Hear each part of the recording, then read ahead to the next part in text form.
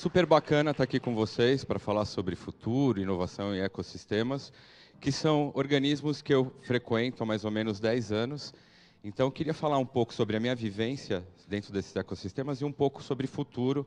Trabalho com futuro, inovação, comportamento. Eu vim aqui falar um pouco do mix dessas histórias, olhando para o futuro dos ecossistemas de inovação. Quando a gente fala de ecossistema de inovação, a gente pode encarar que é inovação aberta, CVC, CVB, qualquer relação, né? E hoje a gente está percebendo, nos meus estudos, nas minhas passagens, que essa relação corporação e ecossistemas estão mudando cada vez mais. E elas vêm se ressignificando em todo momento.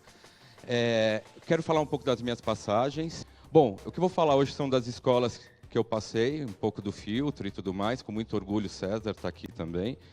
Eu tive uma vivência em ambiente de inovação aberta nessas empresas aí ao longo dos meus 20 anos de experiência em inovação e 10 de inovação aberta. Meu papel, eu sou um futurista corporativo, na verdade, eu olho sistemas, comportamentos, oportunidades e tendências para conseguir trazer o futuro para o presente no ambiente corporativo. E por que eu vim estudar futuro, né? A gente vive num momento de um futuro muito romanceado, em que o carro voador vai estar presente na nossa vida, ou que o Vale do Silício vai salvar o mundo, e não é necessariamente dessa forma que acontece. Porque nós vivemos um mundo em que as situações são voláteis, a gente vive a ultra-customização, tanto de comportamento quanto de necessidades, né? E cada vez mais o impacto global vem trazendo uma mudança, né? Uma repostura de uma mudança comportamental ali no ambiente corporativo, né? Tendo em vista que hoje nós temos várias situações, como o B3 e tudo mais, que solicitam que as empresas tenham um pacto, né, muito bem acordado, né, no ambiente socioambiental. Sem falar que a ultracustomização também nas relações, elas têm a ver com os novos comportamentos, né? Aqui foi uma análise que eu consegui mapear, que os comportamentos a gente está vivendo a gente vai começar a viver em 2024, né? Ali de maneira muito madura, esses 4 comportamentos, né? O choque com o futuro, a gente ficou muito preso, a gente sentiu a necessidade ali, né, de olhar para o futuro de uma maneira muito mais realizada, né? Muito mais prato do dia, né? O que eu posso fazer ali no meu impacto, dentro do meu mundo, o que eu posso ajudar ali no impacto socioambiental. Quando eu vejo que eu estou preso, nós ficamos presos durante 2 anos, né? Esses 2 anos atrás, ali parece que foi há muito tempo, não, né? E esse excesso de estímulo, né, faz com que nós saíssemos, né, do nosso mundo, que a gente consiga socializar cada vez mais. O otimismo realista, aquilo que eu falei, né? Como que eu posso, né, encarar o real ali do comportamento de uma maneira ali sem nenhum filtro, sem nenhuma fumaça, né? E o encantamento, né? Cada vez mais as empresas e os consumidores estão querendo muito mais ter um encantamento real da história que faça parte do seu propósito, né? E quando a gente fala de propósito e comportamento, eu fui uma criança que vivia nos anos 80 e esse cenário era totalmente inverso, né? Era criança no carrinho e cachorro na coleira. E aí, o que eu coloco aqui, esse ponto de incômodo para vocês, né? Se essa mudança de comportamento sutil aconteceu e nós internalizamos, quais serão as outras que já estão acontecendo e a gente não conseguiu ter esse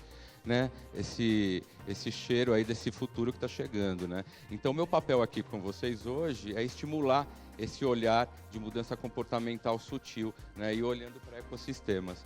E quando a gente fala de inovação, né? E qualquer relação com esse asset criativo, é muito legal se guiar por esse mapa mental, né? Ou por alguma necessidade, ou por algum problema. A ideia qual que é, né? A junção dessa química é uma receita de bolo aqui, né? Eu saio com algum asset digital, ou disruptivo, ou um novo comportamento, né? Para explicar aqui de uma maneira super fácil, é o Uber, né?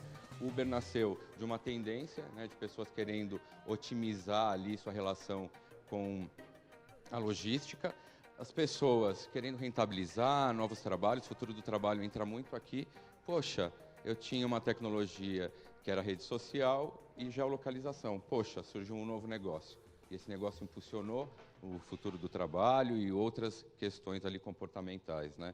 E se a gente olhar também pelo papel de como nós podemos influenciar o mundo, trazendo a inovação, fazendo que a inovação comece a impulsionar, né, novos impactos positivos, né, a partir de negócios, né, que exploram toda essa questão. E startup traz isso de uma maneira muito clara, né? Quando a gente olha as grandes mudanças que estão acontecendo, né, a gente vive um momento de exponencialidade, né, e abundância de comunicação, de recursos, e aí vai, né? Quando a gente também começa a entender que o avanço tecnológico, né, que a cada 12 meses o poder de processamento dobra e a cada 18 meses o valor de armazenamento cai pela metade, então eu vejo que eu processo mais rápido, né, e armazeno muito mais barato, né? Então, o volume de informação que eu estou gerando com a possibilidade que eu tenho fica infinita. E aí, quando eu junto startups, né, que tem tiros curtos e velocidade muito rápida e me entrega algo muito ultra customizado, eu tenho no meio, né, dessa intersecção aqui a grande explosão da nossa relação com startups, né? Vendo que lá em 2010 os movimentos, né, de relação começaram ali do entendimento, a gente começa a ver a Apple comprando algumas empresas de tecnologia bem específica, como reconhecimento facial, que depois de 5, 6 anos vai colocá-las nos seus devices, né? Toda essa questão começa a ganhar força em movimento global e chega no Brasil. Em 2015 a gente vê uma necessidade corporativa das empresas se conectarem com essas startups, não sabendo como, e aí os grandes bancos e grupos começam a se unir para formar os clusters, né? Quando vem em 2018, começou-se a notar que só pegar a startup e fazer prova de conceito não era só o necessário. Eu tinha que o quê? Mudar meu comportamento junto com elas, eu tinha que investir, entender e compartilhar o futuro junto. Só que agora, né, de 2018 a 2020, a gente começou a entender, né, que muitos KPIs socioambientais estavam necessitando de uma alavancagem e que a inovação, né, aberta começou a trazer essa aceleração muito rápido, né, e isso começa a ser um diferencial para quem trabalha com inovação. Começar a trazer, né, uma das ODSs dentro de um projeto, né, de inovação, e aí você começa a trazer o futuro para o presente de maneira muito mais robusta, né? E quando a gente começa a falar de inovação com impacto socioambiental, fica muito claro, né, que você cria uma integração cultural e de propósito, e que você cria um comprometimento com as áreas, né, de sustentabilidade ou de diversidade. E é muito interessante que você começa a puxar esses KPIs, né, que você se comprometeu a entregar lá em 2025, começa a trazer para a atualidade, né? Por quê? Porque, como eu disse, a inovação aberta ela tem uma velocidade, ela destrava, né? Quando a gente trabalha em grandes organizações, nada melhor, né, que uma startup para fazer mudar não só o comportamento, mas a cultura, né, da empresa. Nessa minha passagem por esse viés socioambiental, eu consegui notar que as empresas e os ecossistemas falam muito via as ODSs, né, que são clusters de melhora socioambiental.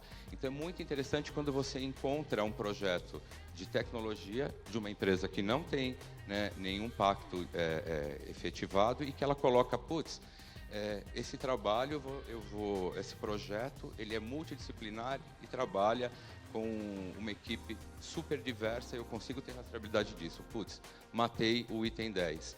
Poxa, ela é paperless e tudo mais, consumo responsável, número 12. Então, às vezes, em projeto de tecnologia, você começa a matar 4 ou 5 ODSs dessas e começa a contaminar positivamente outras pessoas do grupo.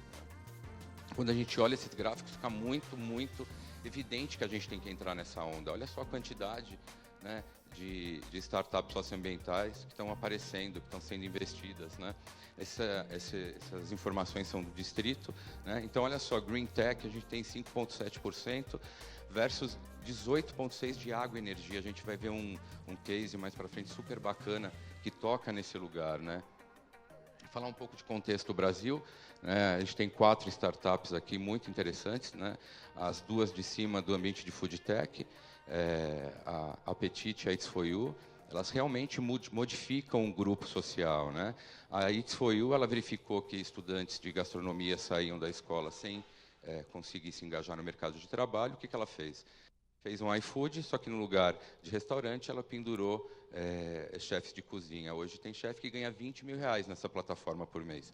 Então a gente começa a ver, né, o fomento, né, de grupos sociais.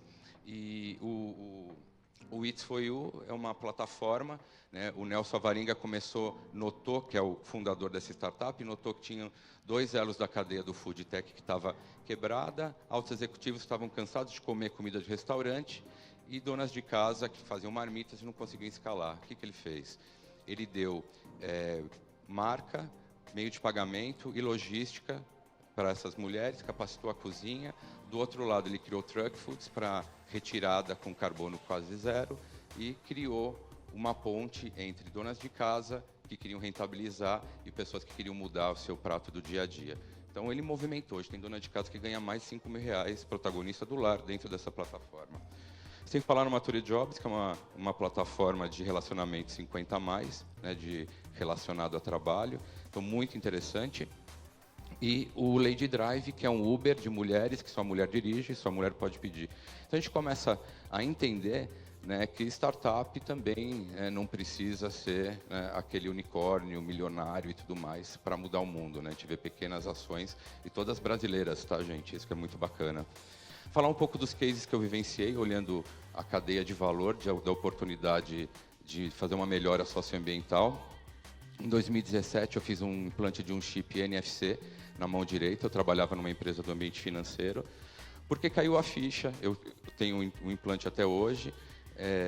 Poxa, você já imprime o cartão em plástico, entrega, gasta carbono. Se a pessoa não tiver um aplicativo, espaço no aplicativo, no celular para ter o aplicativo destravar o cartão, ela vai ter que ligar, mais um custo, né?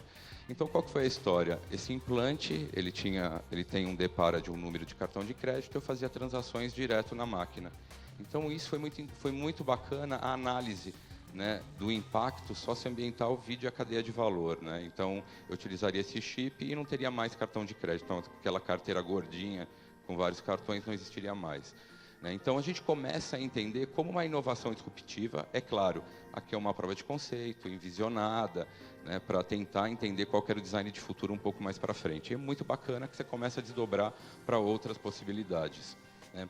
Um projeto que eu também participei, vai lembrar que todos os cases que eu estou apresentando aqui não são sigilosos, já foram apresentados na imprensa. Eu trabalhei no projeto de carne cultivada. Então, quando a gente olha esse projeto hoje, é um projeto que é como se fosse celular há 30, 40 anos atrás, né? A gente está em franco desenvolvimento, só que tem um impacto em ESG muito forte, né? Porque hoje a gente sabe que a cadeia do boi, ela agride muito o ecossistema total, né? E fora as questões, né, legislativas, e com a carne cultivada, a gente consegue trazer para o mercado a mesma quantidade de carne que sai do campo para a mesa em 4 anos, em 2 anos, sem agredir a natureza. Mas é claro, o momento de exponencialização tem algumas questões como energia. Esse processo gasta muita energia, então, a reboque, há uma busca também em startups, né, de energia renovável para fazer com que essa tecnologia alavanque. Hoje o preço da carne cultivada é $1.000 o quilo, então a tendência é que isso venha diminuindo conforme a tecnologia exponencial venha trazendo esse produto para o mercado. Tá? Como informação de contexto, a ideia é que ele entre no mercado brasileiro entre 2024 e 2025, né, já trazendo altos impactos aqui para o mercado. Porque imagina, isso é uma startup de Israel, né? Israel é um pedaço super pequeno, essa tecnologia exponencializando, a gente tem uma mudança, né, do cenário geográfico de proteína no mundo, né? Então aqui fica a dica também para a gente, né, construir o futuro para o presente também a longo prazo. E aqui a curto prazo, também um projeto que eu tive participação também, foi um projeto de tráfego de material animal com drone, né, a princípio, né, algo muito simples, mas que teve um super impacto em ganho ambiental e redução na emissão de carbono. Então, a gente vai aqui da inovação disruptiva, falando da carne cultivada, até uma inovação muito simples, né, que pode mudar o ecossistema ao nosso redor. Eu acredito muito no futuro positivo, eu acho que a gente tem que fazer a nossa parte como executivo de inovação, atrelando cada vez mais os nossos projetos, mesmo que não tenha uma visão ali rápida, né, com impacto socioambiental, é legal fazer uma segunda página também como contribuinte ali de um modelo de negócio, né, sustentável. Aqui, como insights finais, sugiro fortemente que vocês criem desafios focados em impactos. Isso traz valor para a marca, valor para a comunidade, você muda o ecossistema. O RH muito forte participando dessa jornada, porque o RH ele pode buscar ferramentas para contratação, novos tipos de treinamento que tragam, né, essa questão. Energia renovável e carbono já tem que estar na nossa agenda. Criação de novos produtos, sempre olhar nesse novo formato de criação, por quê? está vindo um consumidor que para a gente ainda está com uma nuvem na frente, que é o sustentariano. Isso fica a dica para qualquer indústria, que é o consumidor que compra não só pelo produto, né, que tem toda a questão de impacto e tudo mais, mas pela embalagem, pelo que a empresa representa. Então, a compra vai ser 360. Tá? E usar a tecnologia disponível como blockchain para trazer rastreabilidade e inteligência artificial para manter o processo. Tudo aqui sem preconceito de utilização. Só que cabe a gente, né, colocar a primeira peça ali naquele quebra-cabeça, mesmo que a sua empresa não tenha uma característica de uma cultura de sustentabilidade ou impacto socioambiental, ter essa coragem, né, de ressignificar o futuro e trazer para o presente. Eram essas as dicas que eu trouxe, que eu queria apresentar para vocês aí dos estudos que eu tenho feito de inovação aberta. Super obrigado e ótima manhã para todos.